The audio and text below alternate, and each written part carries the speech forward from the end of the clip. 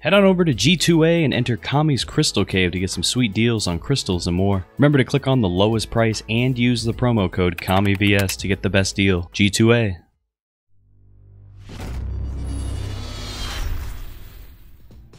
What's going on, everyone? Kami here. I'm gonna bring you something a little bit different than my usual. Recently I got 32 gigs of RAM hoping to fix those FPS drops that I was receiving in Paladins and decided to record a few games and got a pretty good one for Sha Lin. So what I'm gonna do is I'm gonna rewatch this recording and kind of go over my thought process of why I'm doing what, maybe where I screwed up or where I did something that I think was really good, and maybe you'll learn a few things. So jumping in, we were playing Sha Lin, and we're gonna be using Recurve. I just find Recurve probably one of the best. Also, I'm struggling right now because I have no cursor. But this is my loadout. I'll go ahead and pause it right there. The movement speed and the health are just both generally good to have. The movement speed feels really good when you're trying to walk around with your bow cocked back, and the health helps you survive those fights. Shimmer at a 3 I think is a mandatory thing to have with Sha Lin right now. Out of all of his loadout cards, it does so much and it can save your butt so often with it on. We're actually going up against a high-res employee, high-res Nico, I believe.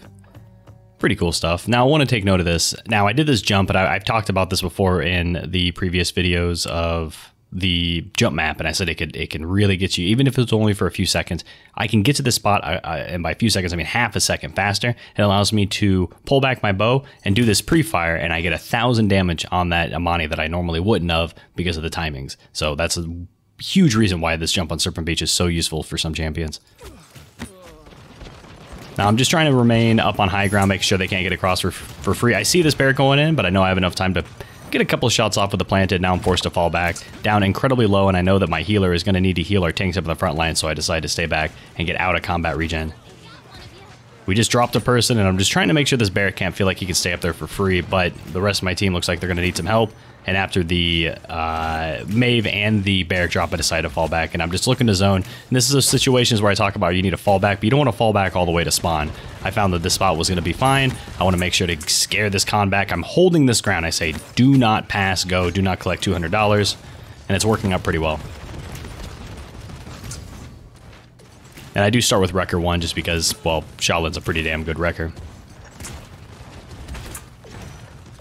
I decided to withdraw out of there because there's a Willow shooting down, and that splash damage might end up accidentally killing me. And there's really no reason to force ourselves onto point because our tank couldn't get there anyway.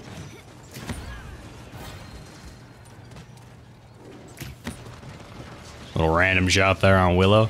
Now I'm looking for a situation where I can go into the right side and pull off an ult, but I get a good hit on the Grok to get the kill, so I decide to set back and hold off on using my ult. Now here's a situation that I think comes up a lot, and it's like, when do you use your Impaler arrow? And you always want to use it in situations that you think you can get a stun. I mean, that's pretty obvious, right? Just knocking them back a couple inches isn't going to do that much. Right now, I know either A, if this Amani pulls back right here, I'm going to be able to get the stun and the planted combo afterwards. And if this Willow, I hear the Willow shooting, the Willow comes over on my right side, I'll be able to get a good stun off of there. So now I'm just kind of chilling here and waiting to get a stun on anyone nearby. Just checking my left side. Hopefully the Amani backs up and nothing happens. I make a mistake here and I don't right click fast enough to be able to cancel my Impaler, and I waste it for no reason. Amani juking like a mad person. We're forced to fall back, and now we're going to be stuck in this corner. We're going to stuck in this little nook for a little bit, and I'll show you how I get out of it. Well, obviously. Again, a good spot for you wanted to use your Impaler, but I ended up using it for no apparent reason.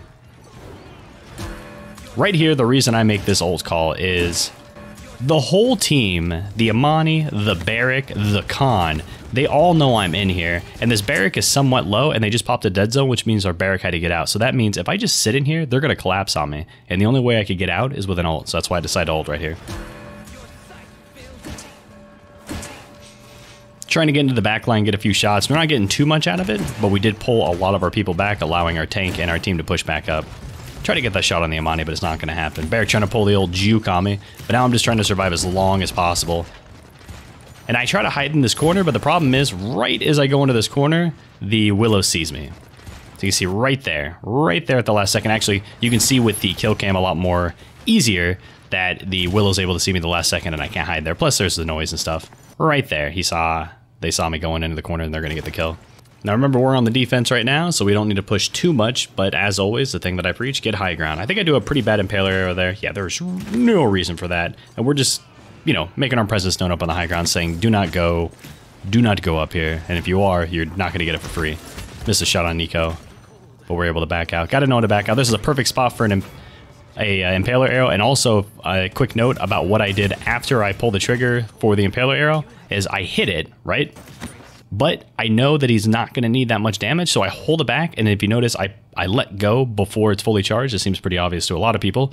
Aim up a little bit, because it's going to have a little bit of an arc on it. I don't even get the kill. The Maeve ends up getting the kill, but we would have gotten it if we pulled the trigger just a few seconds earlier. Split seconds earlier. Gotta back off. You can cancel your planted, just hitting the Q button. Well, whatever button you have bound to planted. Again, trying to get those Impaler Arrows to get some stuns. Throwing them out a little bit too willy-nilly, something I can work on. Oh, I really regretted not throwing the Impaler Arrow right before shooting that Willow while she was sitting up on top of that hut, so I kind of got cocky and went forward again, but missed, and then the Grok was able to take me out with his ult. It's overtime. There is no need to ult. I'm going to have my ult up here in a few seconds. I shake my crosshair. I'm just like, oh, I can't believe I just Impaler to a shield. How dare I? Grok is incredibly low. I'm looking for the kill on the Grok, but he gets healed up a little bit too much. And of course, an FPS spike there. I do still receive, by the way, when I talked about canceling my planted to withdraw out of there. I do still receive FPS drops when playing certain champions. You'll notice it throughout the... I'm not going to bring it up too much, but you'll notice it. Defense successful. All right. Get a few extra damages. Build up our credits. We'll take those all day. All right, so I have to go Wrecker 2, and a note, I alt-tabbed out during this time, which means, well, you can see I'm alt-tabbing out right here, and I get back in, and by the time I get back in, I'm late. So I make the split decision to say, I'm not going to be able to get up here, I'm going to be going up late, so which means I'm going to be running into enemy fire. I'm going to see if I can get a lucky stun back here, or just a lucky pre-fire shot, and I think they're going to be coming right about now, but I misjudged the timing just by a little bit. I think they actually took a second to actually go back up there, so timings didn't work out. Now I just have to play a little bit more passively. Looking to get a few pop shots to make sure they can fall back so I can feel free to push up. I do cancel my Impaler Arrow there because, well, it's not going to hit anything. And here's another great spot over on the Sundial side. Is going to work really well with the Impaler Arrow. I was really surprised that that worked. The knockback didn't stun them, but it did throw off his ultimate, and that worked out really well for me. So I'm looking for a possibility to ult here. I know that the Barrack has his own ult, but again, I'm going to be trying to push it into the back line. Now, this ult doesn't go as well as I want it to because I'm not hitting the shots that I want. Another trick is I like to shoot right before I ult because it's just like, why not? Kind of gives you that extra shot. Barely missing that shot on the Grok. I'm trying to get around here, but the Willow comes in and ends my life. We're going to need to get in here quick. I don't think we're going to be able to make it in. Our tank's not up there, so we're just looking to get some pop shots on the Willow. Oh, Leon actually gets in there on time with an ult. Who's Neil? Snap back up to the Grok. I assume he's going to be cauterized. Any sort of cauterize on a Grok, you can definitely burn him down. The heal is not that much. And then we're just going to whiff like 3 shots in a row. The life of Sha Lin. You have to really try to preemptively guess. You're going to notice a lot of times when I'm like staring at a person long range, and I'll wait a second. I'll go, is he going to go left? Is he going to go right? Because you have to move your crosshair just a little bit to the left and right to hit your shots from medium to long range because of the projectile speed. I'm sure it's pretty obvious. Right now I'm just staying back here looking for an Impaler Arrow, looking for a spot, but they're pushing in. Maeve just ulted, so I decided to push in. Technically, that I don't know if that Khan can see me, but I think he could. I think he was close enough, but the Maeve ult was going on at the time.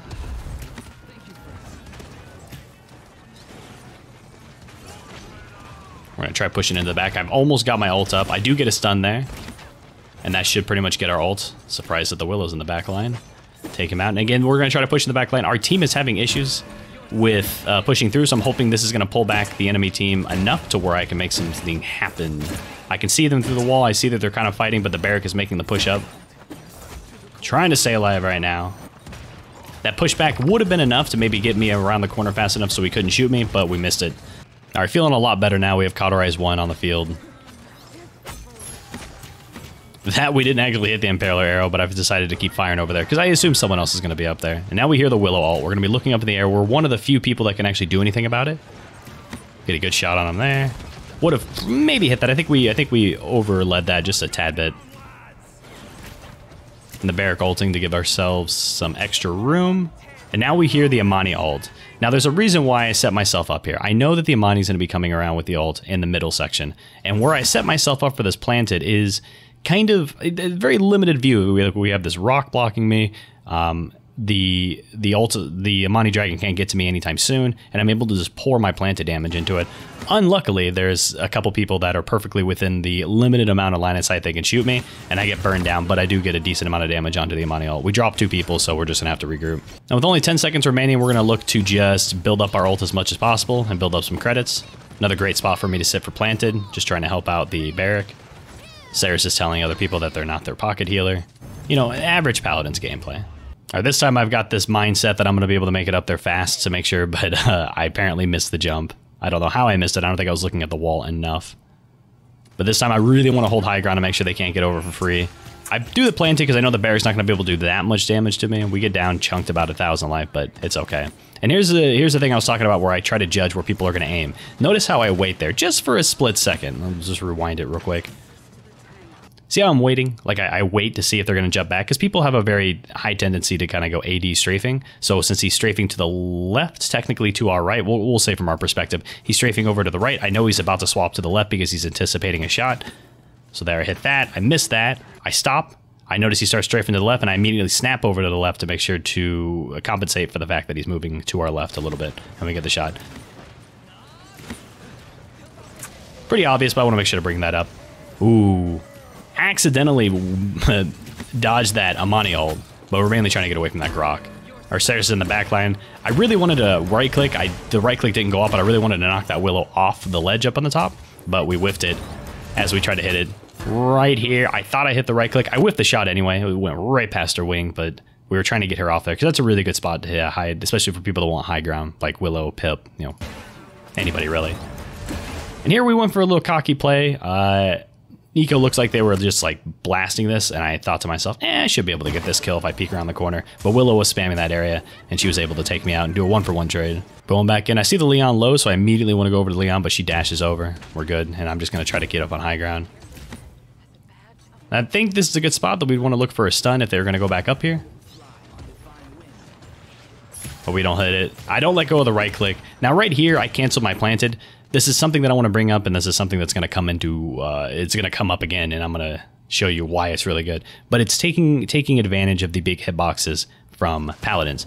So when I go for this planted, and I go straight to the Q, I realize I'm not going to be able to hit the Grok, right? But I want to hit this barrack. And then there's a timing that goes on in my head. Okay, I know that the barrack is not going to get hit by the first one, but when the second one goes off, I know it's going to be able to hit because of the back hitbox. So I make sure that I let the second arrow go off and then immediately withdraw. And we kind of do a 1-for-1 trade, but my one hit is going to do more to barrack, although he has higher HP. So I let that next one go off, and then I immediately withdraw, trying to avoid the shot. We get hit still, but it works out all right. We don't want that barrack. We don't want to allow that barrack to get in for free. So we're just trying to zone him out from the high ground. This is a good stun. I feel like he had more than that much HP, but that was weird. Grok doing a little dance. Now here's another situation, or another spot where we're going to want to sit, where you want to find angles that your Impaler arrow can actually stun people. So it's the spot that people are going to be highly contesting, people peeking out over here, and then just trying to get some shots. That's what I'm hoping, like maybe a Willow will pop out here to shoot, or an Amani, and I can just get an easy right-click stun Q. I don't think it comes up. And I don't react quick enough here, because there's another perfect situation I could have Impaler arrowed, but instead I realized that my reaction time wasn't quick enough, and I want to wait.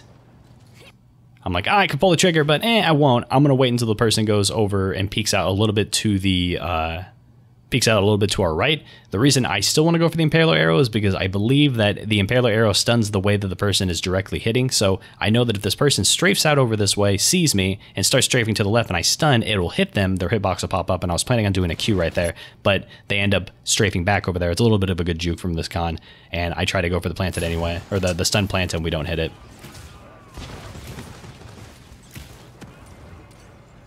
No touching.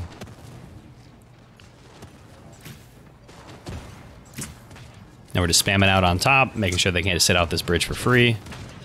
I do want to stun. I don't want to stun them, but I want to knock them off the high ground. I was aiming for the Willow there, and the Willow just happened to die.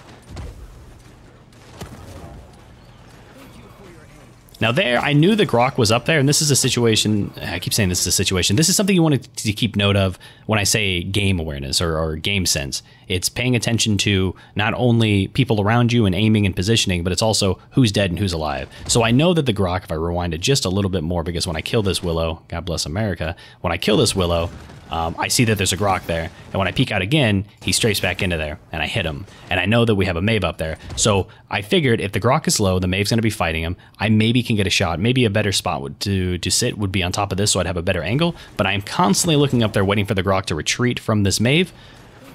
And the instant I see a limited emo gamer, and then I look down here to the bottom right, and you actually see a little flash knowing that they're killed, I immediately give up on them. I say, I don't need it. The Grok is dead. We can move on. But that would waste a lot of time if I didn't notice that, because I didn't physically see, maybe saw a glimpse of light from the frag, but something you got to keep note of to help you so you're not wasting time trying to look for people that don't exist. I still do it sometimes. Now we know the con is above me. This is the example I was talking about where the hitbox is coming to play. I go for the stun and I immediately try to go to the planted because I'm like, you know what, I might be able to actually hit this. And I don't, and I aim down just an inch and it hits. Well, there we go, went off full screen. So let's watch it again. The hitboxes are massive in this game, dude. It's insane. I just aimed down just a tidbit. We still got the shots on the shield. Blew the shield up. It's over there. Again, we won't talk about that. That shot was sick. Like that, I did not anticipate that giant speed up on that, but like I knew that she was going to be strafing out over to the right. Kind of worked out really well. Way over correction there to try to get out of that and withdraw to get out of the seedlings. And we do have a bulldozer. That's a big hit on the dragon. We're just looking to zone. We're using these little bricks, little stone thingies. I don't know what the hell you want to call them to keep cover, but it looks like that our team is zoned in properly enough so we can push it in all the way. But I don't know. I thought this was a decent game to kind of show off the positioning I like to sit at for Serpent Beach when I'm trying to go for impaler arrows. My terrible ults, obviously. My use of letting go of the trigger a little bit sooner and aiming up a little bit. And overall, just my mindset when I'm trying to play Sha Lin. Upon exiting the game, I got this. I mean, not only this, I have so many gifts. I need to make sure to open them. I realize I need to open them as soon as I get them and make a video for it, because when you don't, this likes to pop up about every single time that you get out of the game. Isn't that beautiful? Thank you so much for the gifts. So we'll be opening those in a very, very soon video. Very soon video? Yeah, those are the words. Also, shout outs to Grax Killian. Sprays me every single time he kills me and then tells me Z1 is better. Yeah, I know. Nice way to introduce yourself. But he's just joking, right? That's funny. That's funny stuff right there. Okay, we're getting off topic here. So Sha Lin, once these... Oh my god, they keep going. So 85,000 damage. Actually surprised I wasn't doing as much as Leon, but less kills, more deaths. I don't know. It made me realize maybe I would have been... I mean, by maybe, I mean I would have been doing a lot more if I just played Leon. But Sha Lin's a lot of fun. I don't know. I have a lot of fun like hitting those big shots at 1,000 damage, and you just feel really gratified when you're able to lead those shots correctly. But let me know what you think about this video. If you want to see more of them. For now, I'm going to head out of here. I hope you enjoyed it. I'll see you next time. Hey, thanks for watching. I'm not gonna be one of those people who asks you to like and subscribe, so I'm not gonna ask.